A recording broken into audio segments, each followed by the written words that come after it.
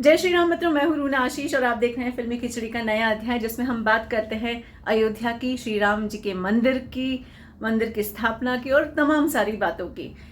आज मैं आपको उसी कड़ी में अपनी अगली स्टोरी सुनाने जा रही हूँ, बताने जा रही हूँ। जो कहते हैं ना दोस्तों कि जब आप कोई चीज़ बहुत दिल से चाहो, पूरे मन मस्तिष्क और आत्मा से मांगो भगवान से, तो भगवान उस पर तथास्तु जरूर कहते हैं। तो देखिए, भगवान राम ने मुझे तथास्तु कह दिया और मेरी एक बहुत बड़ी ऐसी विश पूरी कर दी जो शायद पॉसिबल ही नहीं होती है। मतलब मैं क्या मांगू, मैंने तो ये मांगा था कि लता मंगेशकर जी के चौक पर, मतलब जहाँ 22 तारीख को सब जगह मंत्रोच्चार हो रहे होंगे, तो उनके चौक पर लता जी के सारे भजन बजाए जाएंगे तो बहुत अच्छा लगेगा।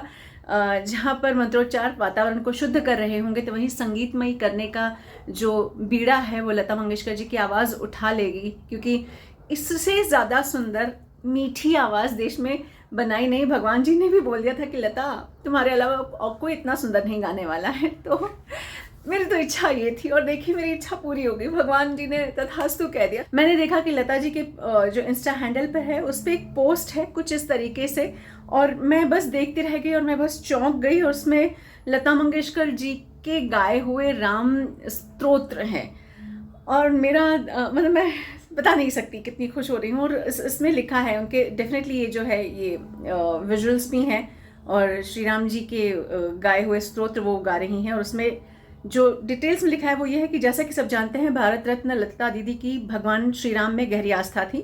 उनके गाए राम भजन अनेक युगों तक श्रद्धालुओं के मन में भक्ति की लौ जगाते रहेंगे। संगीत लता जी की सांसों में बसा था, वो साकार से निराकार होने तक संगीत की सेवा करती रहीं। जब सर्वत्र कोरोना का समय था, तब भी उन्होंने अपने घर में कुछ रिकॉर्डिंग्स की थी। उनकी बड़ी इच्छा थी कि वो बुद्ध कौशिक ऋषि द्वारा रचित राम रक्षा की रिकॉर्डिंग पूरी करें और श्री राम मंदिर के लिए भेंट करें। वो भी कुछ और भी रिकॉर्डिंग्स कर रही थी, लेकिन राम रक्षा रिकॉर्डिंग किसी कारणवश पूर्ण नहीं हो सकी। लेकिन वो कहते हैं ना, माँ गंगा की लहरों को अगर हम घर नहीं ला सकते तो कमंडल में थोड़ा सा गंगा जल भर कर ले आने से उसकी पवित्रता कम नहीं होती है। उसी प्रकार स्वर गंगा लता दीदी की पवित्र आवाज में गाया यह माता रामो मत पिता रामचंद्र श्लोक जैसे उनकी तरफ से उनके आराध्य प्रभु श्री राम के लिए उनकी संपूर्ण स्वरांजलि है। भारत के प्रधानमंत्री परम आदरणीय नरेंद्र मोदी जी और उत्तर प्रदेश के मुख्यमंत्री माननीय योगी आदित्यनाथ जी की कल्पना से अयोध्या नगरी में बने लता मंगेशकर चौक के स्वरूप में दीदी प्रभु श्री राम के मंदिर के निकट सदैव वास करेंगी और अपने दिव्य आवाज से सर्वत्र दिव्यता फैलाएंगी। विश्वास है कि लता जी का ये श्लोक आप सभी को आत्मीय सुख प्रदान करेगा। स्वर लता मंगेशकर, संगीत मयूरेश पाई।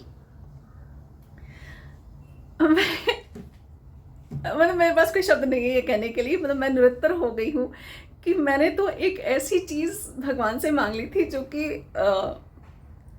अभी लता जी तो इस दुनिया में नहीं है ना, वो तो किसी और दुनिया में है ना, जहाँ भी होंगी संगीत की ही सेवा कर रही होंगी, उसमें रत होंगी, ये मुझे मालूम है। लेकिन और देखिए मेरी बात पूरी हो गई और मुझे इस बात की इतनी खुशी है, इतनी प्रसन्नता है कि आपको मैं बता नहीं सकती। कि देखिए, मैंने तो विश किया था कि काश लता जी की तरफ से कोई ऐसा राम भजन आ जाता, ऐसा हो जाता, वैसा हो जाता। और देखिए राम स्तोत्र आ गया, उनकी जुबानी गाया हुआ, उनके कंठ से निकला हुआ राम स्तोत्र आ गया। तो आई लव यू भगवान जी।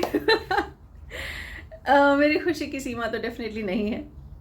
आपको अगर मैं सुध-बुध खो चुकी हूँ, सिंपल बताती हूँ, आपकी अगर सुध-बुध नहीं खोई है तो बताइए इस पूरी कहानी के बारे में आपका क्या कहना है, और क्या आपको लगता है भगवान श्री राम ने मेरी विश के लिए तथास्तु कहा है? लिख कर बताइए।